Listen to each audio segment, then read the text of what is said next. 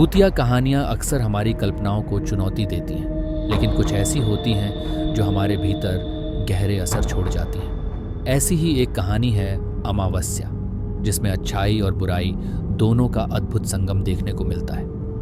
अमावस्या की काली रात जब अंधेरा अपने चरम पर होता है, तब कई लोग अपनी साधनाओं में लीन होकर शक्तियों को प्राप्त करने के लिए उस रात का सदुपयोग करते हैं। एक ऐसी ही भयानक अमावस्या की रात की बात है जब एक महिला जो घने जंगल के बीच एकांत में बैठी थी, घोर साधना में जुटी हुई थी। चारों तरफ जंगल की गहरी खामोशी के बीच अचानक भेड़ियों के चीखने की आवाज गूंजने लगी, लेकिन वह औरत पूरी तरह से निश्चिंत और ध्यान मग्न थी। उसने अपने इर्द गिर्द आग जलाई थी और मंत्रों का उच्चारण करते हुए उसकी साधना और भी तीव्र हो गई थी।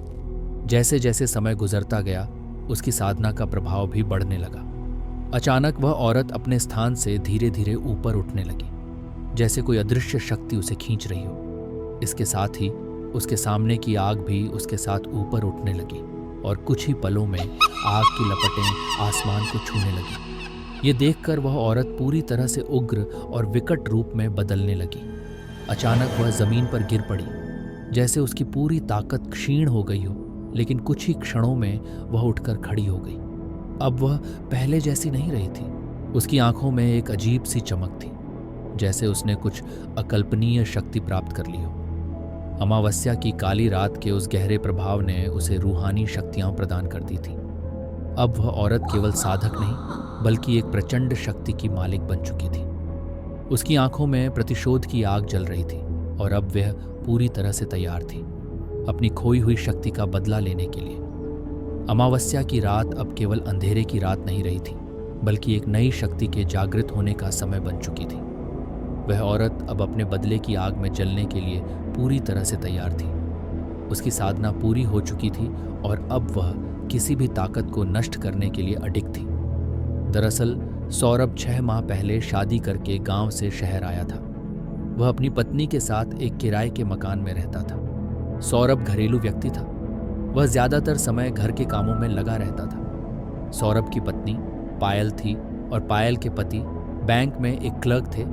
उनका नाम सौरभ था और सौरभ के बॉस उसे उसके काम की वजह से बहुत पसंद करते थे। सौरभ एक अच्छा कर्मचारी था। वह पूरी जिम्मेदारी से अपने साथ साथ अपने सहकर्मियों का भी काम करवा दिया करता था। उसका स्वभाव बहुत ही संकोची था, इसलिए वह किसी को भी मना करने में हिचकता था। एक दिन उसके बॉस उसे अपने चैम्बर में बुलाते हैं और कहते हैं, तुम्हारी नई नई शादी हुई है और तुम कहीं बाहर नहीं गए हो, जाओ अपने परिवार के साथ थोड़ा समय बिताओ। सौरभ को अपने बॉस की बात से खुशी होती है और वह मुस्कुराते हुए कहता है, जी बॉस, अगले महीने अपनी पत्नी के साथ कहीं बाहर जाने का सोच रहा हूँ। बॉस अपने पर्स से कुछ पैसे निकालकर सौरभ को दे देते हैं और कहते हैं, ये मेरी तरफ से तुम्हारे लिए है, जाओ मजे करो। सौरभ पैसे लेकर घर आ जाता है। घर में पायल उसके लिए खाने की तैयारी कर रही होती है। सौरभ पायल को बताता है कि बॉस ने बाहर घूमने की इजाज़त दे दी है, हम अगले हफ्ते ही चलते हैं। दोनों बाहर जाने के लिए काफ़ी उत्साहित होते हैं। सौरभ के मोबाइल में अचानक बॉस का फ़ोन आता है और वह कहते हैं, मैंने तुम्हारे घूमने के लिए एक कार बुक की है जो तुम्हें अच्छे से सारी जगह घुमाएगी। सौरभ अपने बॉस को धन्यवाद देता है और कहता है, बॉस आप क्यों परेशान हो रहे हैं, हम खुद ट्रेन से चले जाते हैं। लेकिन बॉस की जिद करने पर सौरभ उनका ऑफर मान लेता है। पायल सौरभ से कहती है, हमें कुछ सामान लेना होगा, चलो आज बाजार चलते हैं। अगले 2 दिनों में इन्हें निकलना है, इसलिए सौरभ बाजार जाने को तैयार हो जाता है। सौरभ और पायल बाजार जाकर अपने पसंद के कपड़े और कुछ खाने पीने की वस्तुएं खरीदते हैं। वह अपने सफ़र के लिए तैयार हो जाते हैं। बॉस की भेजी हुई कार दरवाजे पर आकर समय से खड़ी हो जाती है। सौरभ कार की डिग्गी में सारा सामान जमाता है और दोनों कार में बैठकर निकल पड़ते हैं अपने रोमांचक लम्हों की ओर। खूबसूरत वादियों का मज़ा लेते हुए सौरभ और पायल गाने गुनगुना रहे थे। ड्राइवर गाड़ी चला रहा था।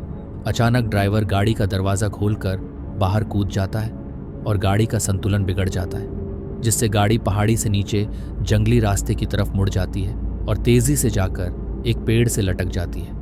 पायल और सौरभ जोर जोर से मदद के लिए चिल्लाने लगते हैं। तभी सड़क के ऊपर एक कार आकर रुकती है, लेकिन इनकी कार रोड से थोड़ा नीचे एक पेड़ के सहारे लटकी होती है। कार की आवाज़ सुनने से दोनों को लगता है कि अब शायद ये बच जाएंगे। तभी ऊपर से एक व्यक्ति बड़ी सी लकड़ी लेकर इनकी कार को जोर जोर से धक्का देने लगता है। पायल और सौरभ को कुछ समझ नहीं आता कि ये इन्हें बचाना चाहते हैं या मारना। अचानक सौरभ की नज़र अपने बॉस पर पड़ती है, जो कि रोड के किनारे खड़े होकर सिगरेट पी रहा होता है। सौरभ जोर से आवाज़ लगाता है, बॉस हमें बचाइए।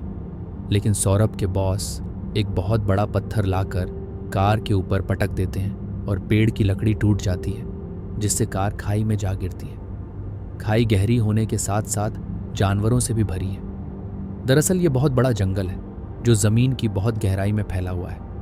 यहाँ गिरने के बाद आज तक कोई नहीं बचा, इसलिए सौरभ के बॉस ने यही जगह चुनी थी सौरभ की मौत के लिए।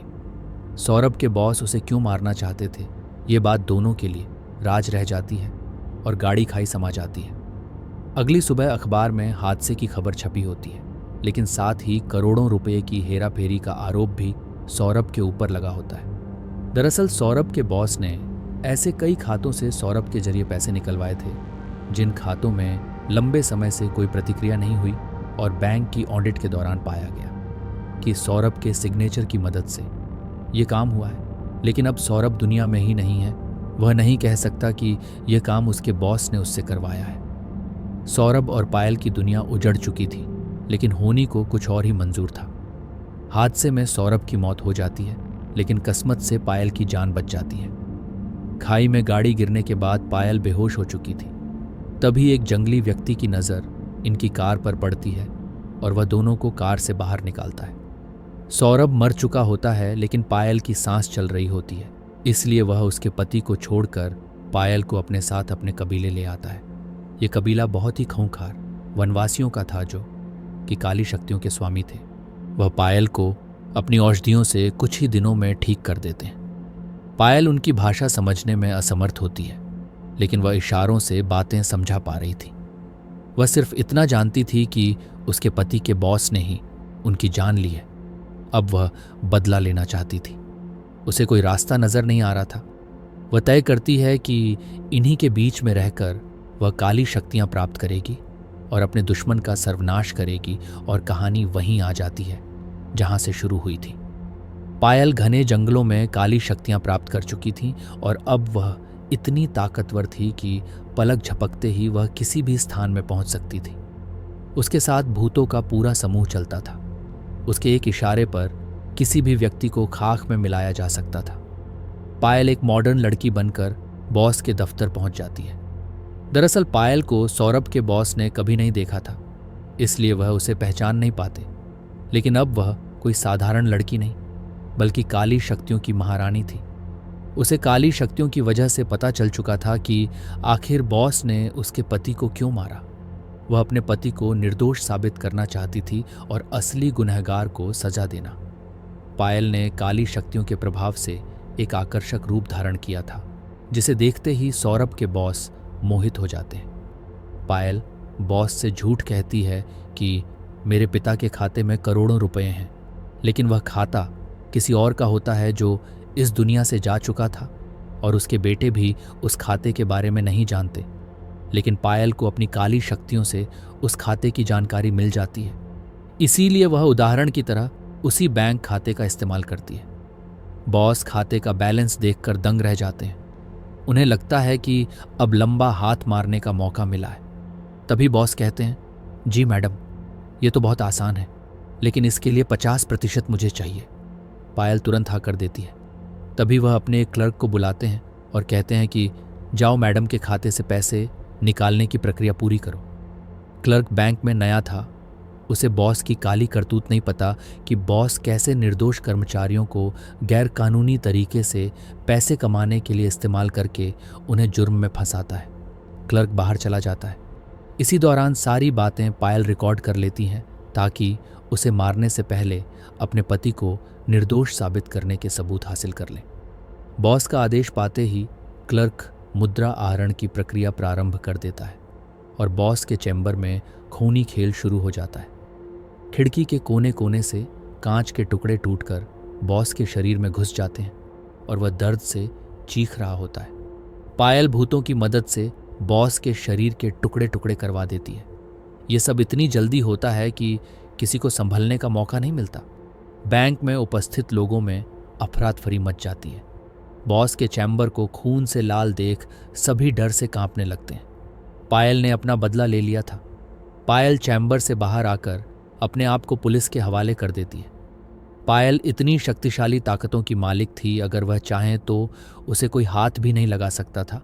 लेकिन वह अपने पति को निर्दोष साबित करने के लिए आत्मसमर्पण कर देती है और सौरभ का केस दोबारा शुरू किया जाता है। और कुछ ही महीनों में सौरभ निर्दोष साबित हो जाता है और पाया जाता है कि सौरभ के बॉस ने ही सारे अपराध किए थे और लंबे समय से वह ऐसी ही गतिविधियां करता चला आ रहा था। उसको कानूनी मापदंडों के अनुसार अपराधी माना जाता है, लेकिन अब वह इस दुनिया में नहीं था, इसलिए उसे दोबारा सजा नहीं दी जा सकती थी। लेकिन उसकी हत्या के जुर्म में पायल को सजा काटनी पड़ती है और पायल के बदले के साथ यह कहानी भी समाप्त हो जाती है।